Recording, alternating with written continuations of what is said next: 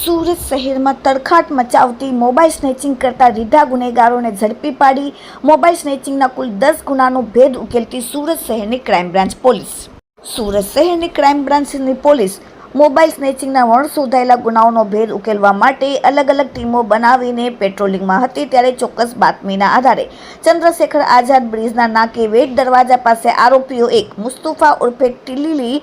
મહેમૂદ ઉર્ફે બાબા સૈયદ રહેવાસી બાપુનગર બોરડી રાંદેર સુરત, 2 હુસેન ઉર્ફે ફરદીન ફારૂક પઠાણ રહેવાસી આઝાદનગર રસુલાબાદ ભટાર સુરત તેમજ એક કાયદાના સંઘર્ષમાં આવેલ 12 કિશોરને ઝડપી પાડી તેમના કબજામાંથી કુલ 5 હેવી એન્ડ્રોઇડ મોબાઈલ ફોન જેની કિંમત 61,500 તેમજ બગમેન મોપેડ કિંમત ₹75,000 મળીને કુલ કિંમત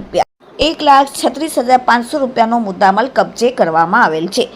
આરોપીઓની પૂછપરછ કરતા 12 કિશોરની પૂછપરછમાં ભાગાતરા વિસ્તારમાં રહેતો એક ઇસમ મોબાઈલ સ્નેચિંગના ગુના કરાવવાનું ખૂબ જ મોટું રેકેટ ઊભું કરીને માણસો મારફતે સુરત શહેરના અલગ અલગ વિસ્તારમાં મોબાઈલ સ્નેચિંગના ગુનાઓ કરાવે છે અને મોબાઈલ સ્નેચિંગના ગુનાઓ આચરવા માટે મોટરસાયકલ મોપેડની પર સગવડ કરી આપતો હોવાની અને પકડાયેલ બંને ઇસમો કાયદાના સંઘર્ષમાં આવેલ 12 કિશોરને શહેરના જુદા જુદા વિસ્તારમાં પોલીસના હદના વિસ્તારમાંથી મોબાઈલ સ્નેચિંગ કરાવેલ તમામ મોબાઈલ ફોન આ ઇસમ ખરીદી કરી લેતા હોવાની કબૂલાત કરેલ. જેને આધારે પોલીસે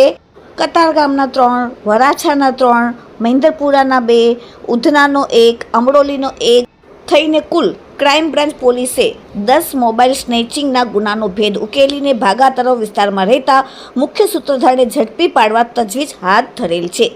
પકડાયેલ આરોપી મુસ્તુફા ઉર્ફે ટિલ્લી, મહેબૂબ ઉર્ફે બાબા સૈયદના જુદા જુદા પોલીસ સ્ટેશનમાં 14 જેટલા ગુનાહિત ઇતિહાસ ધરાવે છે, તો હુસેન ઉર્ફે ફરદીન ફારૂક પઠાણ 2 જેટલા ગુનાહિત ઇતિહાસ ધરાવે છે અને કાયદાના સંઘર્ષમાં આવેલ 12 કિશોર કતારગામમાં 1 ગુનાહિત ઇતિહાસ ધરાવે છે. Bureau report, daily India TV, Surat.